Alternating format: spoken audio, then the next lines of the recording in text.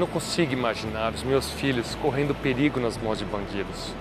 Pelos meus filhos, eu arrisco a minha vida, pois eu quero vê-los sempre a salvo. Eu não consigo ficar sem a comunhão com os meus filhos, saber de seus projetos, sonhos, desejos, compartilhar almoços, brincadeiras, viagens, chorar junto, sorrir junto e orar junto. Meus filhos são cheios de imperfeições, uma quantidade enorme, criticada por muita gente. Mas são os meus filhos, e apesar dos defeitos, o meu amor por eles é muito maior. 46ª Assembleia Geral do Presbitério da Igreja Adventista da Promessa.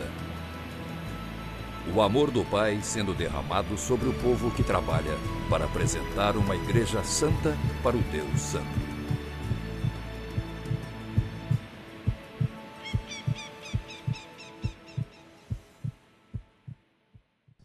Glória ao nome do Senhor. Para a nossa meditação nesta devocional, convido cada irmão, cada presente nessa assembleia, se estiver com a sua Bíblia, a acompanhar a leitura no Evangelho de Lucas, capítulo 9. Evangelho de Lucas, capítulo 9, a partir do versículo 10.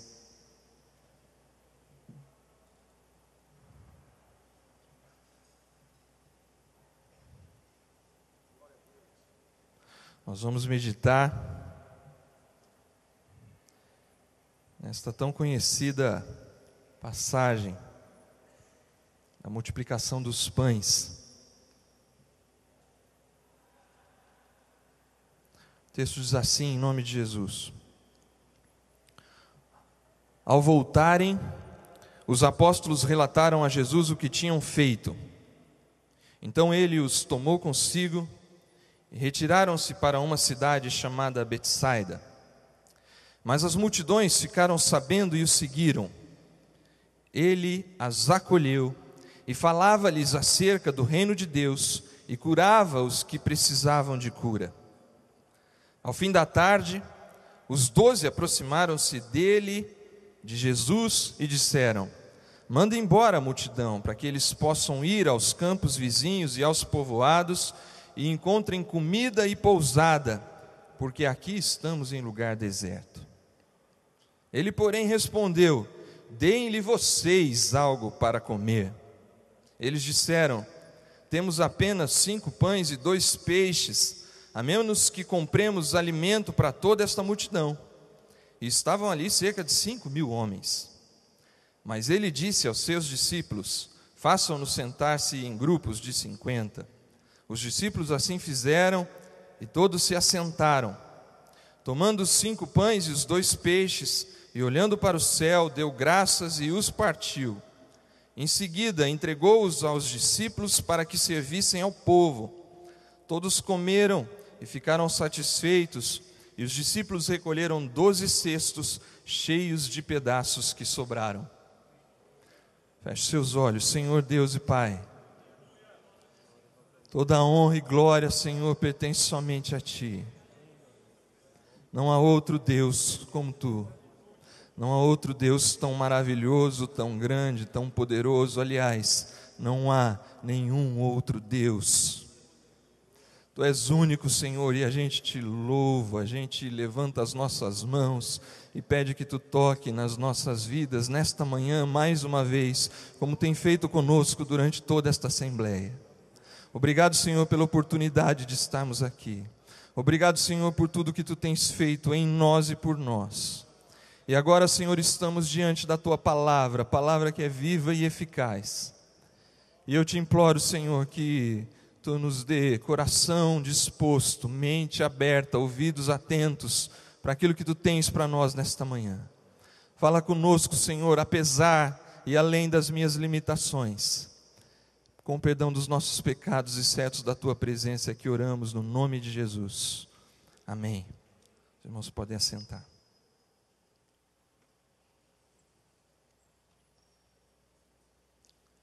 Os evangelhos, eles relatam nas histórias de cada um dos evangelistas, 35 milagres de Jesus. pelo menos em todos os estudos que eu fiz, 35 milagres. O primeiro, famoso e conhecido da gente, lá em Caná da Galileia, a transformação de água em vinho, até o último, considerado nessa lista, aquele que aparece lá em João, da pesca maravilhosa, quando ele se encontra com os discípulos depois da ressurreição, para ter um trato ali pessoal e específico com Pedro. Cada autor inspirado por Deus selecionou, cada evangelista selecionou aqueles que mais dentro da inspiração divina se encaixava para cada público inicial que se dirigia a cada um dos 4 evangelhos.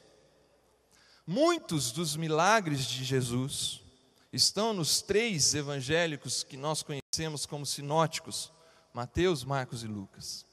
Alguns deles vão aparecer só em 2. Outros estão somente em um dos evangelhos, como por exemplo a ressurreição de Lázaro no evangelho de João.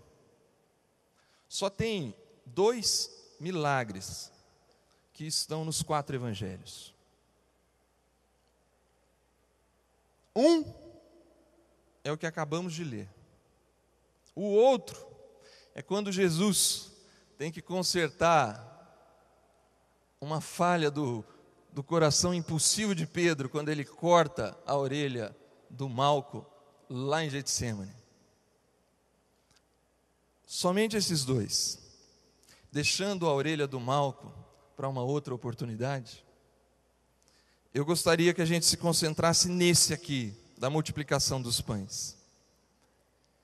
A gente olha para esse texto e quando eu me deparei com essa realidade, que ele está nos 4, algo de significativo tem nisso. Por quê? Que para os 4 evangelistas faz sentido contar a história de Cristo multiplicando os pães.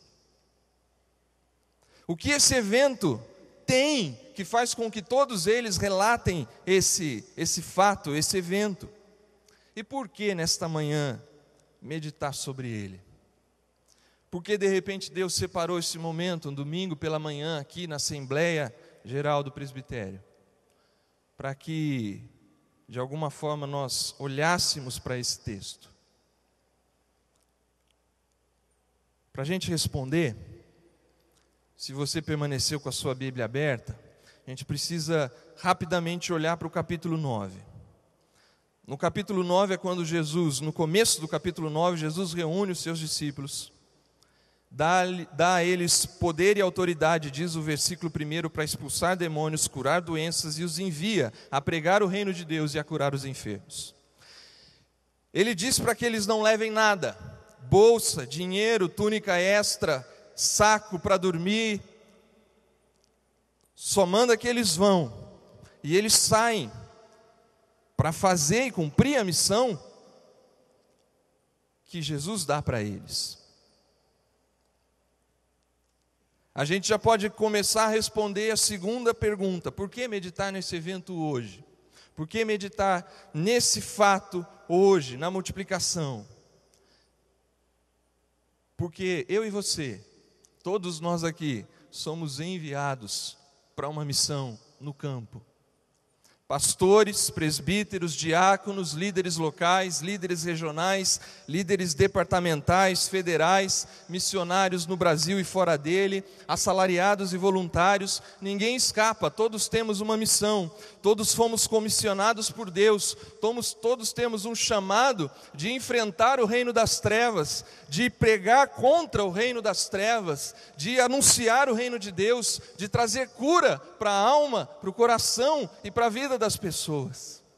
Eu e você recebemos esse chamado em algum momento, e os 12 recebem esse chamado para ir, e eles vão.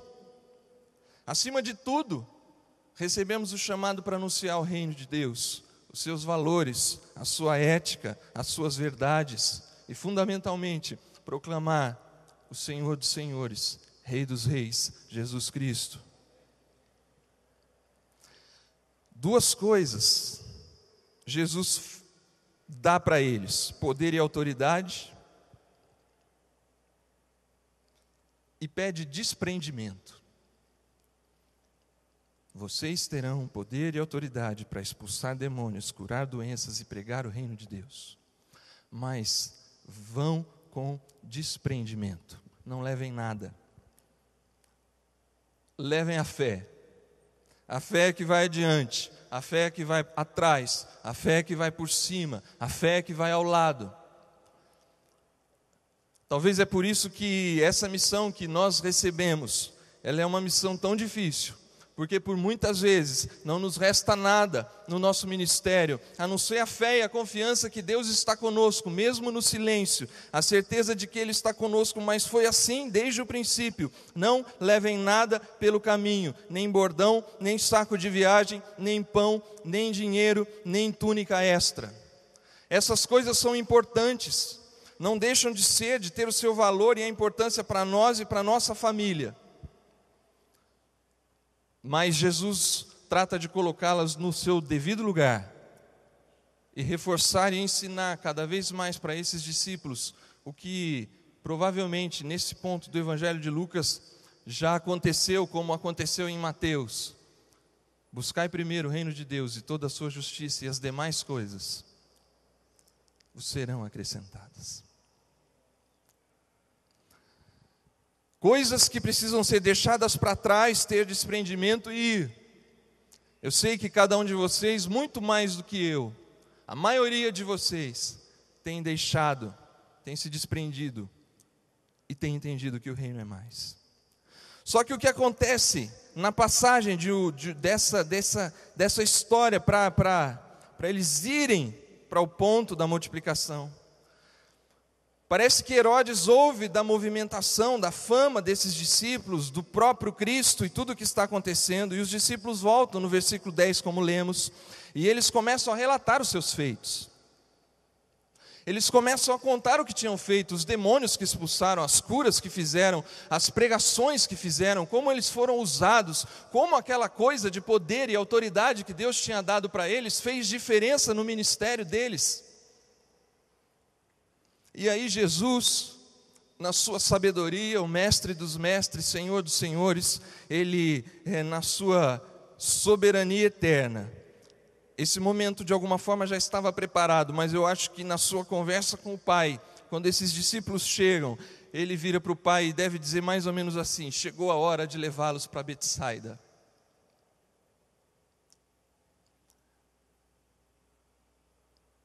Quando eles voltam, cheio de boas notícias, quando eles voltam vendo o ministério deles florescendo, Jesus identifica, a partir da palavra aqui, a gente pode entender que Ele identifica um desvio. E esse desvio de foco é o que Ele quer tratar com os seus 12 discípulos em Betsaida.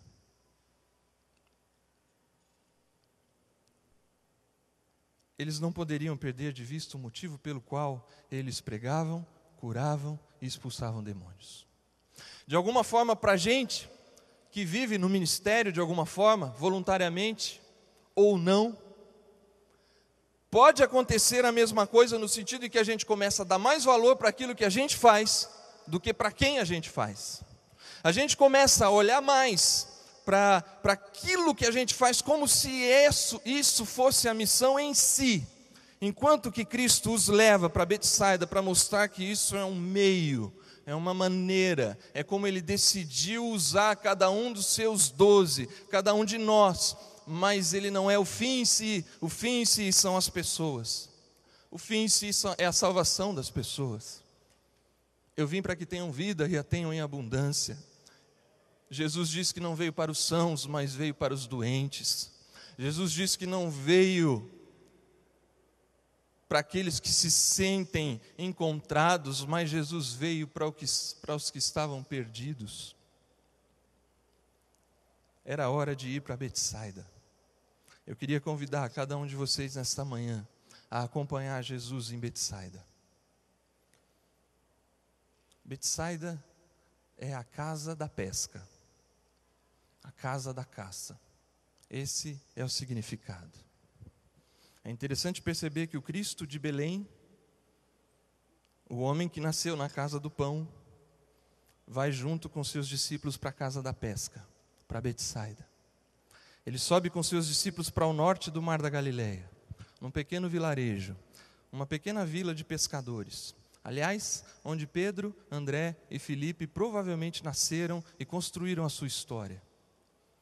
Ele leva os seus discípulos para a origem. Ele leva os seus discípulos para um pequeno vilarejo. E lá ele tem algo a tratar com esses discípulos. Eles precisavam de um tempo a sós. Esse tempo que a gente está tão acostumado a perceber nos evangelhos, que todos nós precisamos, momentos a sós com Deus. Mas além dos momentos a sós, eles precisavam se encontrar com a multidão. Ia contribuir para eles. Ia mudar a visão que, de repente, esse início de ministério que saiu triunfante, Jesus já tenta no ninho corrigir a visão e a maneira como eles iriam encarar o ministério deles.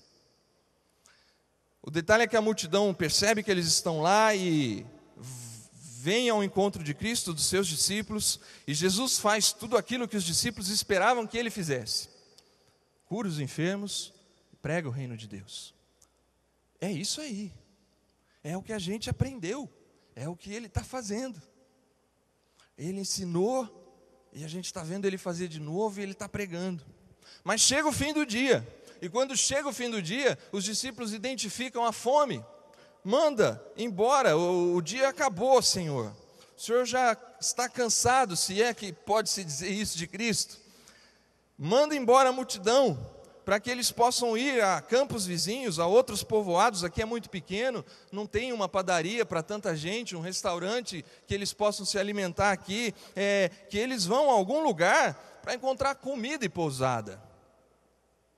É aqui que Jesus começa a tratar deles, porque eles precisavam entender que o ministério, mais do que pregar e curar, era ter uma preocupação sincera por pessoas.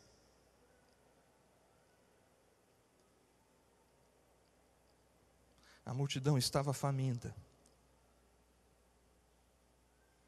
Em nossa missão, nós precisamos conseguir identificar a fome da nossa geração. Qual é a fome da nossa geração? Qual é a fome da geração que habita lá na sua cidade, no seu campo? Qual é a fome que tem invadido o coração das pessoas e tem deixado as pessoas famintas? Essa é uma geração com fome. Um poeta da minha época diz assim: a gente não quer só comida, a gente quer emprego e felicidade. A gente não quer só comida, a gente quer inteiro e não pela metade. O mundo tem dito isso para as pessoas e as pessoas compraram essa ideia. E essa fome tem tentado saciar das mais diversas maneiras. Consumo desenfreado que invade as nossas famílias, as nossas igrejas. Busca por experiências novas e de prazer que sempre se renovam, sempre em busca do novo. Só que nada, nenhuma proposta, nenhum prazer, nenhum caminho tem saciado a fome dessa geração. O estômago vazio continua lá, o coração buscando sentido para a existência continua lá. Perguntas ainda existem: por que estou aqui? Eu tenho visto, por conta da Federação da Mocidade, jovens Brasil afora famintos, carentes, jovens que no momento de oração, às vezes chegam e não conseguem falar uma só palavra, e tremem de tanto que choram. E às vezes o que consegue dizer é assim: eu preciso de ajuda. Qual é a fome da nossa geração? Os discípulos identificaram, eles estão com fome. O detalhe é que eles não estavam dispostos a matar a fome da multidão. Manda que eles vão procurar em algum lugar. Eles fazem a identificação, mas não têm a disposição para resolver o problema. Manda-o para povoados vizinhos, que alguém cuide dele, Senhor. Sabe o que Jesus nos diz quando nos deparamos com a fome da nossa geração? Versículo 13. Jesus diz: deem-lhe vocês algo para comer.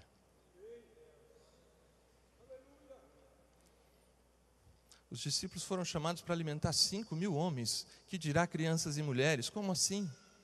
Onde que Jesus está com a cabeça na hora que pede isso? Senhor, só se a gente sair para comprar. Comprar onde? Para esse tanto de gente, 8 meses de salário de um trabalhador normal para conseguir alimentar esse povo. Tudo que eles tinham não era nada perto da fome, da necessidade da multidão. 5 pães e 2 peixes. Se você veio comigo a Betsaida, Betsaida nos faz encontrar com um chamado elevado demais. Betsaida te faz encontrar um chamado elevado demais, mas um chamado para você e para mim. Dê-lhes algo para comer. Mate a fome dessa geração. Não basta somente identificar qual é a fome da nossa geração, mas a gente tem que ter a disposição de resolver o problema. Betsaida nos traz um chamado elevado demais. Ao mesmo tempo, Betsaida nos faz nos encontrar com as nossas limitações. Não somos capazes de cumprir a missão, temos só 5 pães e 2 peixinhos. Cada um de nós olha para aquilo que Deus tem colocado diante de nós como líderes, como servos, e nos falta às vezes a condição material, a condição humana, a condição intelectual, às vezes até mesmo a condição espiritual, para olhar e dizer que posso realmente resolver. O que eu tenho é muito pouco, é o que temos. Só que isso que se tem, o texto nos mostra que eles entregaram para Jesus. O teu pouco entrega para Jesus. Moisés só tinha uma vara, Gideão só tinha sua coragem, Davi só tinha uma funda. O que é que você tem? Entregue. Confia. A missão não era cumprir tarefas, mas saciar a fome. A missão maior não é somente cumprir o dia a dia da função de cada um, mas identificar e saciar a fome da geração. Os povoados vizinhos têm condições que não temos. A mídia tem condições que não temos. Os prazeres, o mundo, a sociedade de entretenimento e divertimento tem condições que não temos. Os recursos são poucos, mas somos pertencentes àquele que pega o pouco e multiplica. Mas somos parte daquele, somos discípulos daquele que pega o fraco e diz assim, pode dizer, eu sou forte.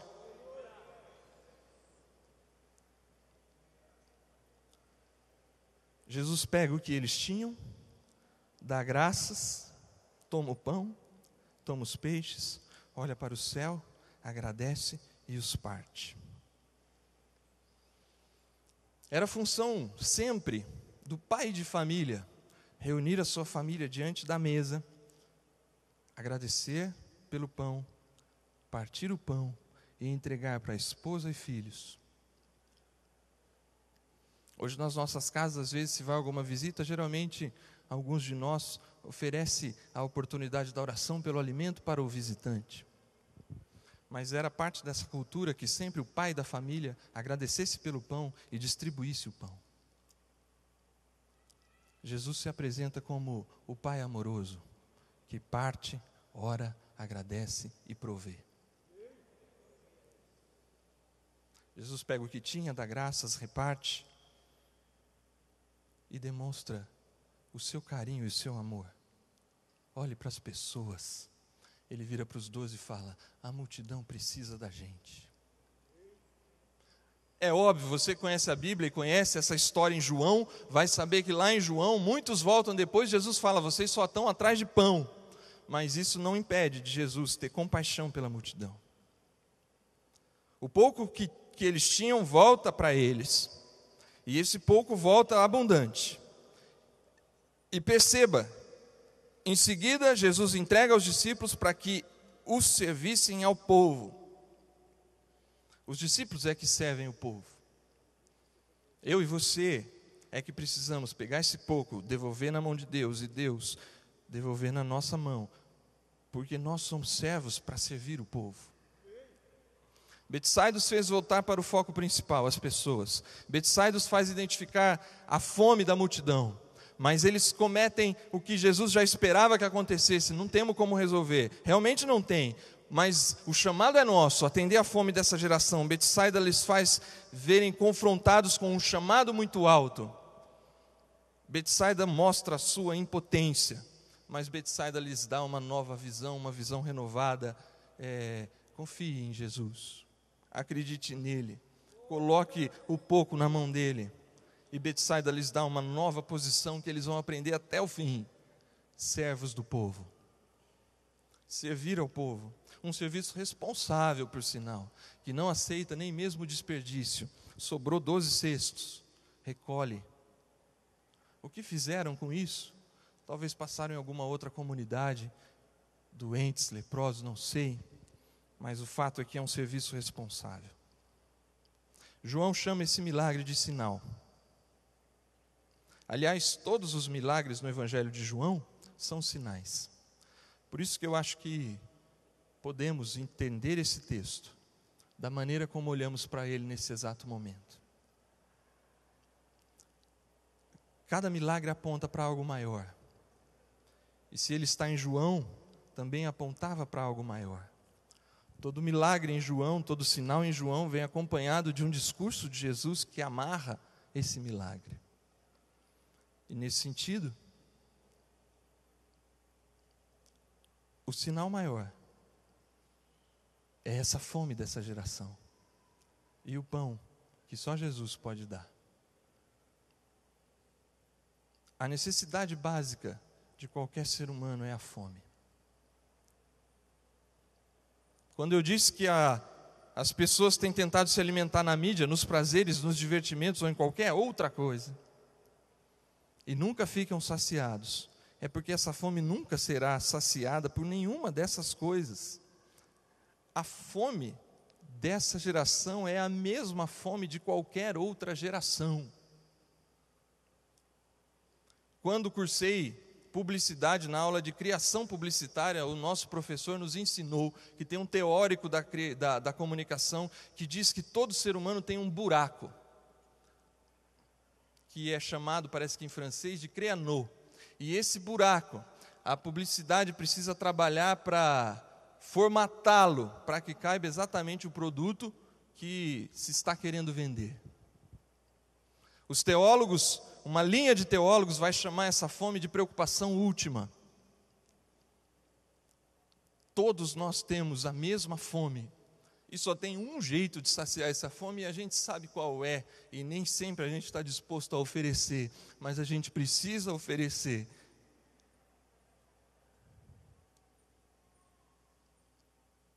Então Jesus declarou: eu sou o pão da vida. Aquele que vem a mim nunca terá fome. Aquele que crê em mim nunca terá sede. Um pão para cada 1.000 pessoas. É o que eles tinham lá. 5 pães para 5.000. O que é isso aos nossos olhos? Um pãozinho para 1.000. Nada. Podemos oferecer tudo o que a gente tem. Mas o mais importante continua sendo enxergar que esse pão foi partido e repartido por nós. Eu sou o pão vivo que desceu do céu. Se alguém comer deste pão, viverá para sempre. Este pão é minha carne, que eu darei pela vida do mundo. Devemos carregar essa mensagem de um pão que dá vida e um pão que transforma a vida. Todo aquele que come a minha carne e bebe meu sangue, permanece em mim e eu nele. Estamos aqui na estância Árvore da Vida, mas por alguns momentos estivemos em Betsaida. Logo, logo, cada um de nós voltaremos para o barco. Logo, logo, cada um de nós vai voltar para o campo. Logo, logo, voltaremos à missão. Pregar, curar, aconselhar, lutar contra o reino das trevas. Mas não percamos de vista a lição que os discípulos aprenderam lá em Betsaida. Essa geração é uma geração faminta. E eu e você somos chamados a dar conta dessa fome. E a gente só vai conseguir isso permanecendo em Cristo Jesus, junto com Ele, ao lado dEle, confiando nele, dependendo dele, vivendo por ele, para ele, custe o que custar, doa quem doer, por mais que seja difícil, por mais que venham as lutas, por mais que venham as dificuldades, continue olhando fixamente e aprendendo com Jesus. Amém. Que Deus nos abençoe.